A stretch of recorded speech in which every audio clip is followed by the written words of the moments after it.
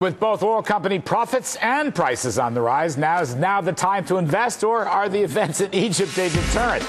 Joining us now, John Kilduff, partner at Again Capital, CNBC contributor, and John Freeman, head of oil exploration and production at Raymond James. Mr. Freeman, let me ask you this. If you never heard of Egypt or the Suez Canal, what would your take be on ExxonMobil and other oil stocks? I think that this could end up being one of those Macondo-type incidents where we look back and see that the market overreacted. In the case of Apache that we cover, which has the most exposure to Egypt, it's about a quarter of their production.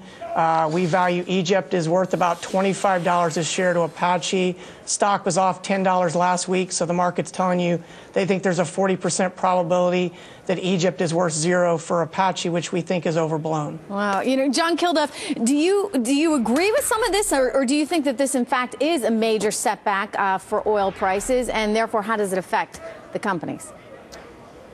No, I think that, as Scott wrapped up there, you can't answer anything more from ExxonMobil than what we've seen. And I also think that given the environment that we're in, it's going to favor natural gas more than ever. The president spoke about it as a clean fuel in his State of the Union address. This vulnerability we continue to have to the Middle East highlights its security. It's going to be favored. It could be subsidized. The acquisition of XTO, it might have been bumpy in the beginning. It's going to be proved to be one of the most prescient things, I think, done in a long time by ExxonMobil. John Freeman, why do you think we haven't seen more of a jump in crude oil in reaction to what's going on in the Middle East? And do you think that's a mistake? No, I agree with the market's reaction. Egypt, in the grand scheme of things, is not a significant producer. But there's no contagion risk? You're not worried about the neighbors? We are not. We are not expecting sort of a domino-type theory. If you look at a lot of the other Gulf states, most of them have got pretty stable economies, much higher per capita GDPs. Most of the original protests that broke out, it started with students, the unemployed, struggling middle class. This was not something that started with religious type leaders. So we think it's not likely to spread. John Kilduff, again, if you take Egypt out of the calculation, okay, you like natural gas. Let me just get your thinking this morning.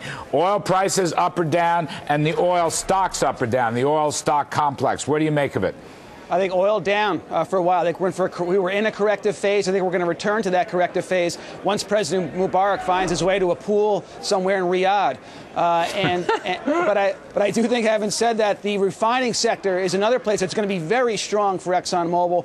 The diesel demand, particularly in Asia, and even after this winter, is going to hold up. So I think altogether, it's still a great story. Buy the dips on ExxonMobil. Okay, and you also like Chevron. Tell us about what you're buying right now and why, aside from Exxon.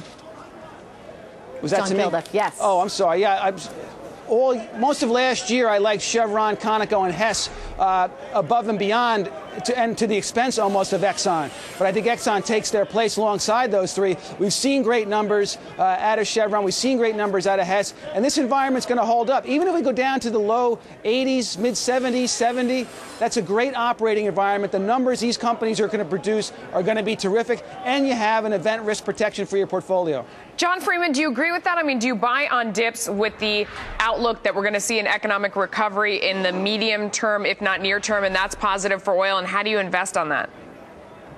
Well, the oil stocks have been on fire for a couple of months now. We prefer to focus on the names that have been more laggards. Our favorite name at the moment is BPZ, Peruvian oil company. It's been a big laggard the last 12 months.